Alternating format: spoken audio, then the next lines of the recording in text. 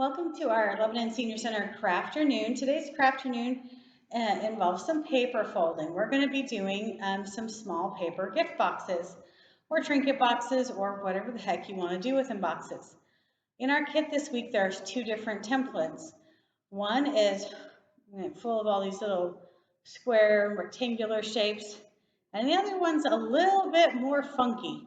It's kind of got these lobes on it that kind of look like ears, some little flaps off to the side.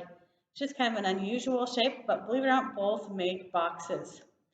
You are going to need a pair of scissors to go along with your kit. You can use a ruler if you find it helpful. I will honestly tell you I didn't, but some people are way more analytical than I am, so you might want a ruler that's got a nice edge to it. Some glue or double-sided tape.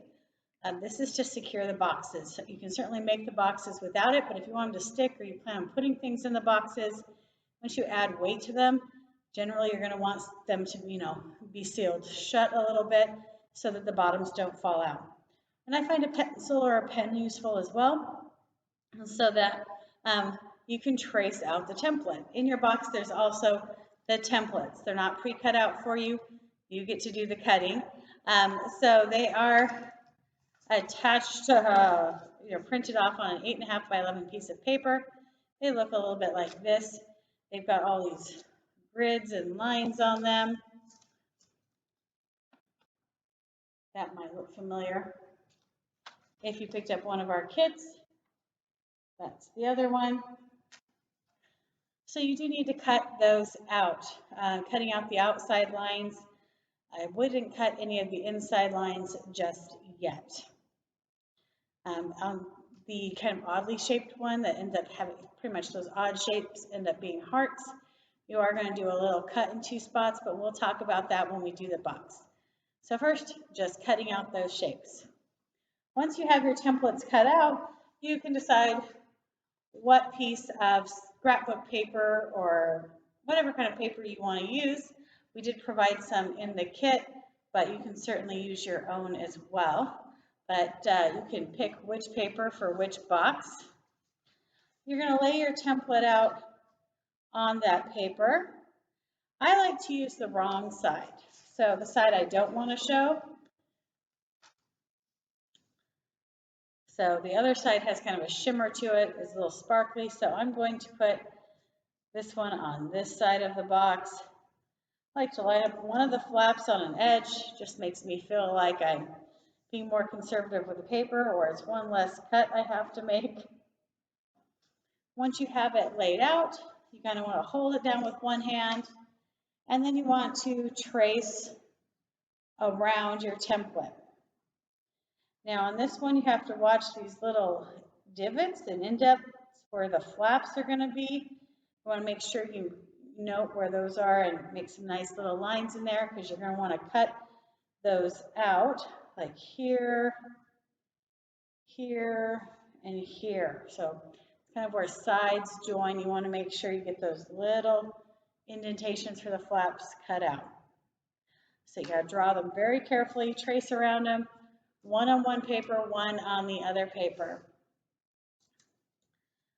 Once you get to that point, after you've got them traced, then you get to whip out those nice paper scissors you have, or whatever scissors you are using. There we go.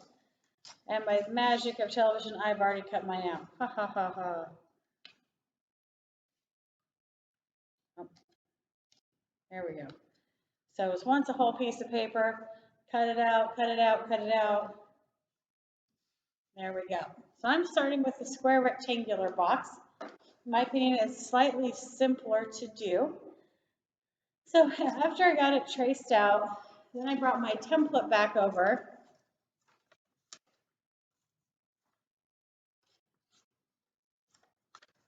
There we go. And I laid it back out on top of the paper I cut out, being very careful to match up all the flaps, grooves, and templates. I came back with my pencil And I just like to mark where the joints are. I just give, in joints I mean where the sides are going to fold and where the flap should bend. I just do a little dash and dot on all those corners and where the edges of the flaps will be. And I just worked my way around, making sure I did each one. The flaps, I sometimes even just drew the line across. And you can do that by bending back, folding the paper along the dashed lines, fold it back on itself, and then just trace that edge. So after working your way around and marking where all those joints are, that's when, if you're really analytical and really want to make it as sharp as you possibly can, you can come back with your ruler and, do very faint lines and just kind of put a line from dot to dot, and that will give you a folding line to fold on. Our templates have those fold lines, those are those dashed lines, and when you trace it out, those lines didn't automatically transfer. So sometimes it's helpful when you're folding to give yourself those lines. So you can go back and you can draw all those in, literally connecting the dots that you made.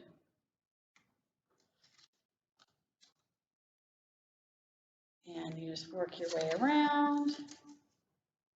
I mean, these side ones are pretty easy because if you line up all the dots in a row, theoretically, they should just be one long continuous line, even though they're going to be individual sides.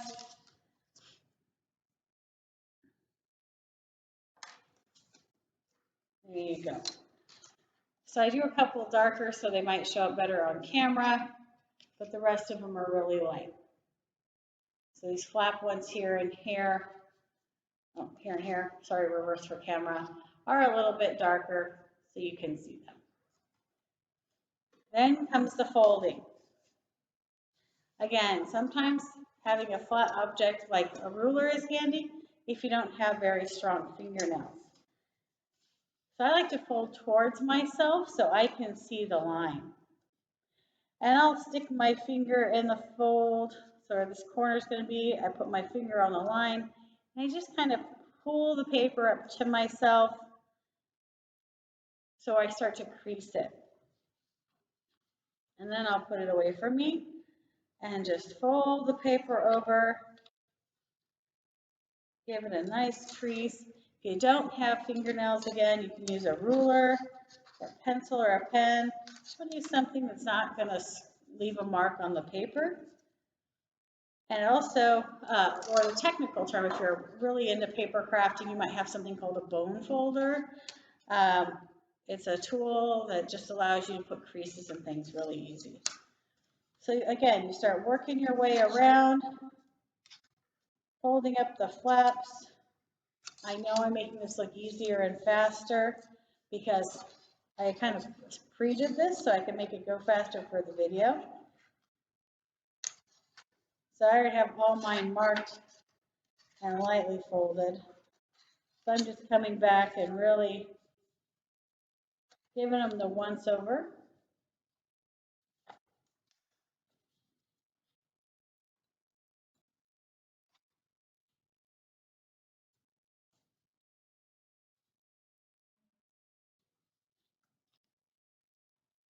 All right, so I've got my flaps done.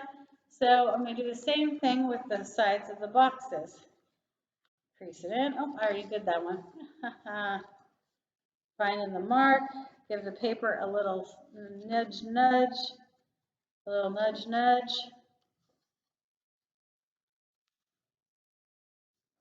Crease and fold, crease and fold. And the stiffer your paper is, the harder it is to get a nice fold. So if you've got a piece of cardstock paper, it makes for a sturdier box, but it is a little bit, you gotta be a little bit more gentle with how you fold so you get the folds where you want. All right, so I have all my folds pre-folded. You can see it already kind of wants to crumple into a ball. And this is where the glue comes in. Normally I might like to use double-sided tape because I find it's neater, but whatever your favorite paper, glue, or a tape runner, just gotta make sure you're running it just along the little flappy doos. That's gonna be my technical term, the flappy doos. So those are gonna be the parts that support the side of our box.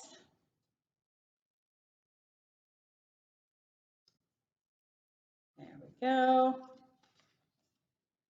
So I'm going to call this edge away from me the bottom. So I ran glue across the back side of the flaps. So that's the side laying on the table.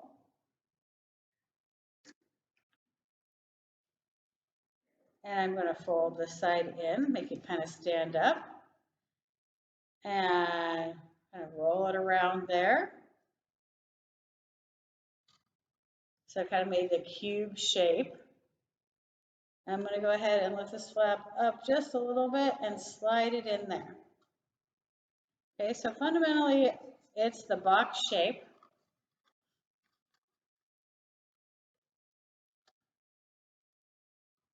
There we go. Just try to make sure you've got all your flaps on the inside. Then I'm going to stick my finger down there, or again, you can use the pencil or the pen, or even if you do have that ruler, just running the ruler flat edge across the flaps at the bottom of the box, helping to make sure that glue takes hold of the page of the paper.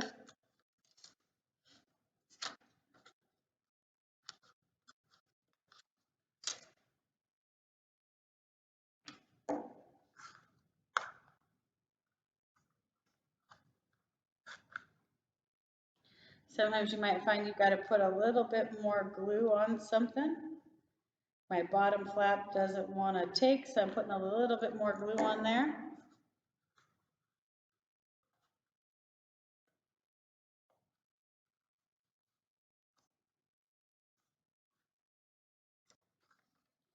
So you can also lay the box down on its side to help it get a hold.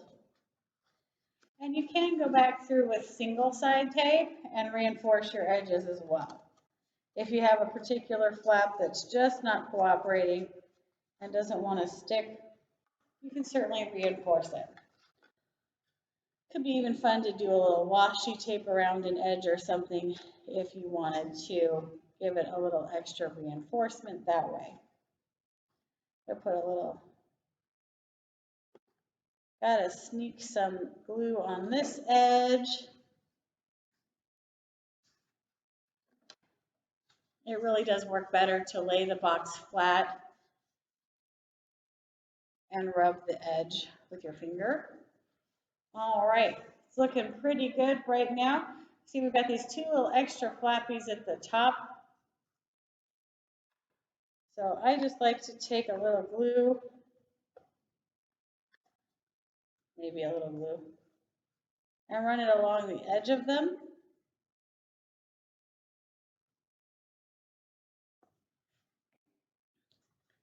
And I like to try to make sure I fold that edge over and try to capture the corner of this front side that's folded in. So it's got a little flap there. Sometimes I like to try to catch it.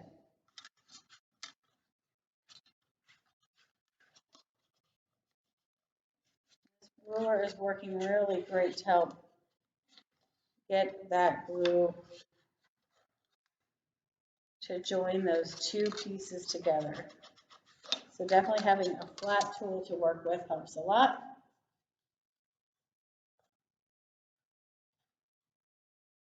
All right, and then of course you don't want to put any glue on that top flap because that's the one that's going to let you close and open your box. I say that, but if you're making some kind of trick box, maybe you want to do that.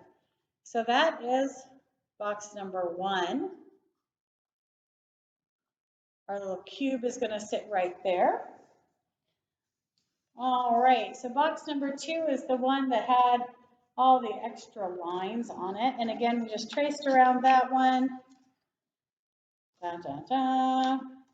There it is. Cut it out. And I did that same process again where I went back. Oh, laid the template back on the piece of paper after it was cut out and marked where all those lines were. There's a couple more lines on this one because it's got a bit of a folded corner. So you just mark all the, you mark all the flaps, you mark all the corners, the edges of the corners, and then when you've got the little triangle in the corners, I like to lift the paper up and mark where that little center line is that divides that triangle in half. This is also where you're going to come back with those scissors, and on these half hearts, you're going to follow that line, and you're going to cut that line, which almost takes off this corner. It leaves you with about 1.5 inches where the paper is joined.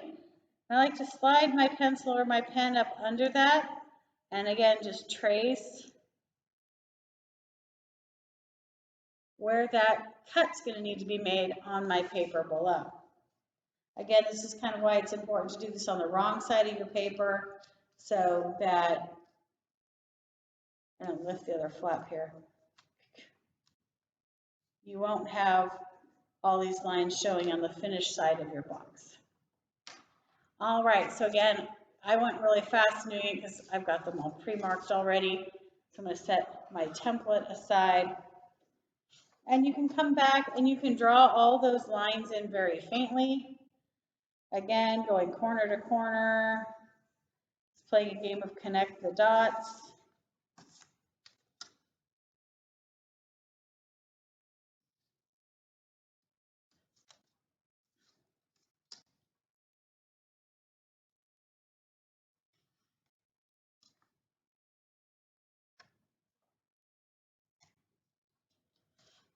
Now with these corner ones, if you marked where the corner is, you can actually do them in sections going across.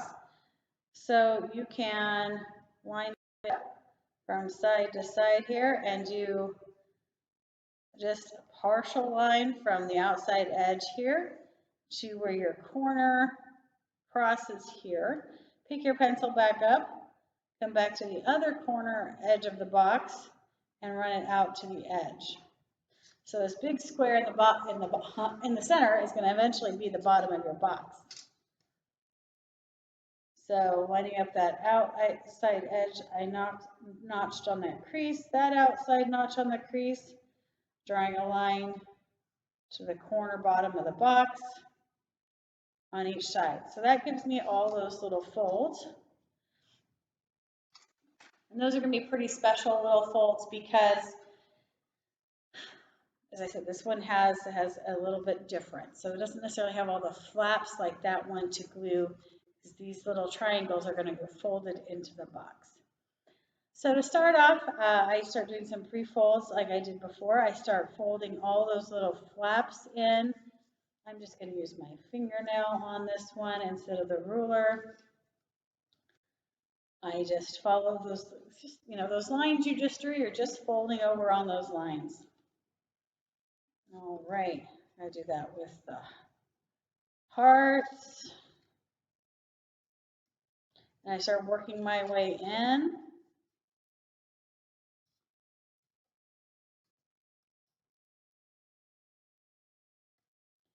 All right, and I'm not opposed to using a fingernail to kind of create a backstop for folding.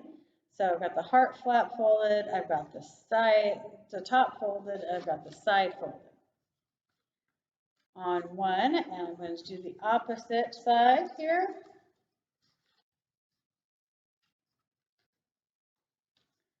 I'm going to come back and to the other side,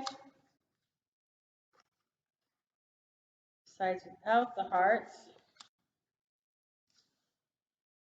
All right, So it's got a basic structure now. And so really it's just going to kind of fold into itself, almost like a flower. To do that, you got to get these little corner things. And you kind of got the guide in that seam that we did in the little triangle. So that half seam is the part where the fold's going to be. So to do that, I lift up the box on its edge. So I've got the bottom and a side going vertical. And I start to push the other corner to it, and the paper starts to buckle. So I just want to encourage that. So I'll use my finger, and I'll stick my finger now, or you can stick the ruler in that corner just to start to grab that corner and pull it. And as it starts to lay down, let's see if I can't find a way for the camera to see that. It pushes in. Hard to do when you don't see it. My heart keeps getting in the way. Ha ha ha ha ha. All right. Where's that? My finger's on it. So in this little corner, you can see the paper is kind of folded over. You just want to crease that paper. So I like to set it down on the table,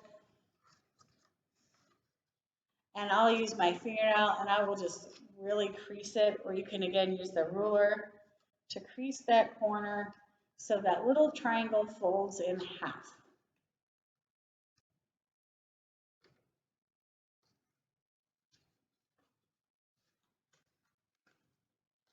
And you just do it to all four sides.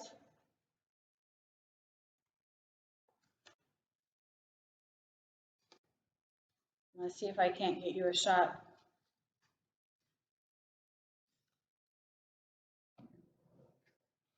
I don't freak the camera out.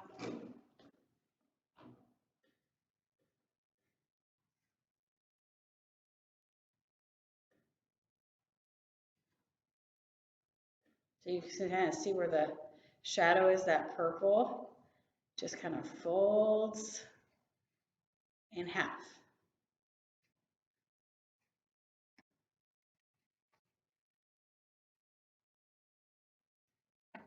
It's going to push in, and it folds up into a box shape. And this is where, again, you can take glue or tape to tape those corners down, and the little extra flaps on the edges, these little wings, these little short wings here. You put a little glue on them, and if you fold the flaps towards it, those little flaps can capture them and add a little reinforcement to your box. So we're going to pretend I glued those down. And now, since we cut the heart here with the scissors just along the line we made, that creates the closure. So you kind of have to do a twist of your box. Hard to do the, there we go, while I'm trying to hold it here. So you get those little tabs to insert over each other. And you get the little dimensional heart thing happening. You can fold them up a little bit if you like. If you have a paper that's got two sides to it, it's kind of fun because it kind of creates a little visual difference, a little challenge there. But it's our little three-dimensional heart box. Not really three-dimensional heart, but the heart enclosure box. So these are the two boxes that we made today, just a regular rectangle, and we made the heart enclosure box. I hope you enjoy, and if you haven't already grabbed a craft kit here at the Lebanon Senior Center, you can give us a call. We're happy to get you one. We have 10 available. Come get yours starting today, Tuesday, the 20th. Hope you guys have fun, and have fun making a lot of these boxes. For more templates, there's a lot of free templates online for paper box folding. You can certainly try some more out there. All right, guys, have a great afternoon.